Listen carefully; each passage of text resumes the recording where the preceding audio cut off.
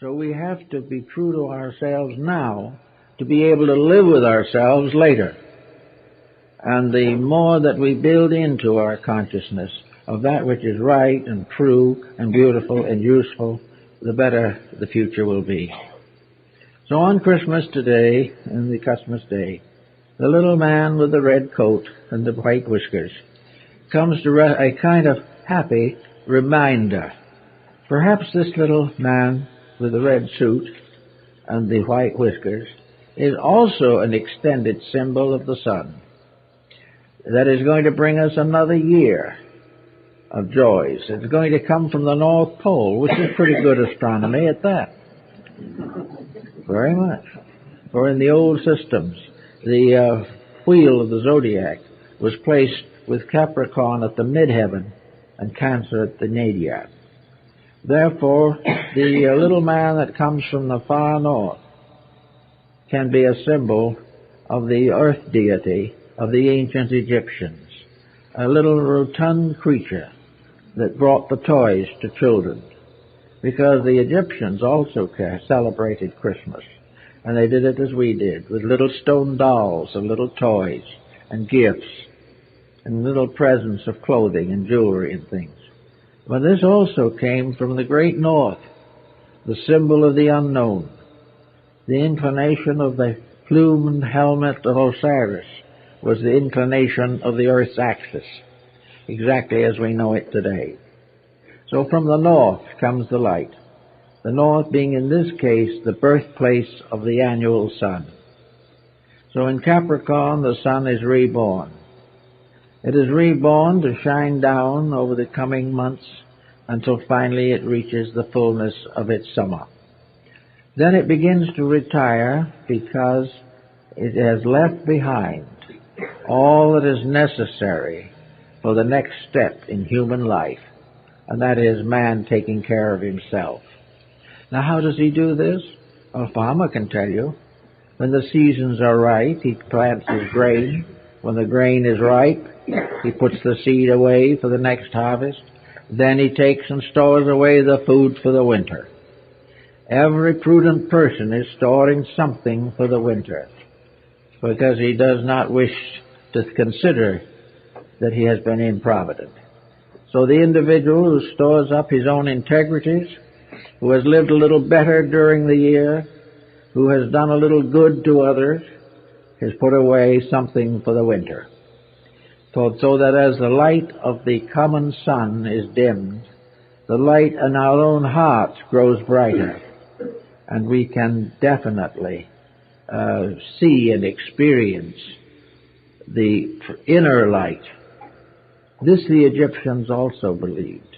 For they believed that when Horus was not visible in the great ship of the sun, he was still there.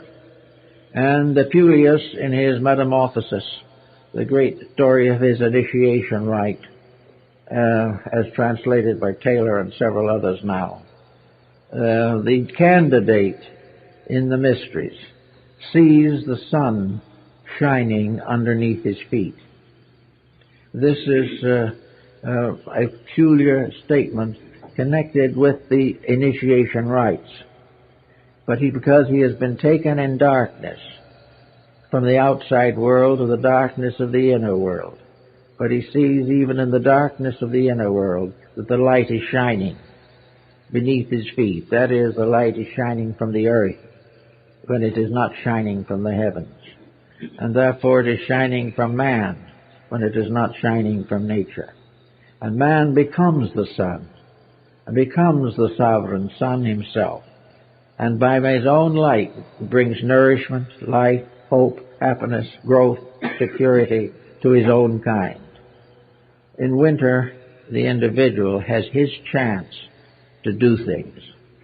Instead of being required to wait or to hope, or just simply through laziness to consider that he will be taken care of, he comes to a season when he must take care of himself. And the world today is in that season. A season in which we can no longer depend upon the errors of others, or no longer depend upon the corruptions of codes. The light has become a little dim for us now We are in a winter of our discontent. And in this particular season, the sun, psychologically, is obscured. The sun has gone its eternal way, and we must take over the holding of the light until the next winter solstice. The period from the summer solstice to the winter solstice becomes our responsibility. It is harvesting and conserving and preserving, and the process is represented by the constellation of Virgo with a sheaf of grain, which is a symbol of putting the harvest away. In the spring, heaven bestows. In the fall, man conserves. Little by little, the whole astronomical universe breaks down into a morality that has the most perfect evidence that we can have. The only evidence, really. Everything else is conjecture, except that the sun rises, and that also that spring comes. All things that are immovable and eternal and inevitable have to become the basis of the building of a useful philosophy of life. If we do not build upon that kind of a foundation, we are in serious trouble.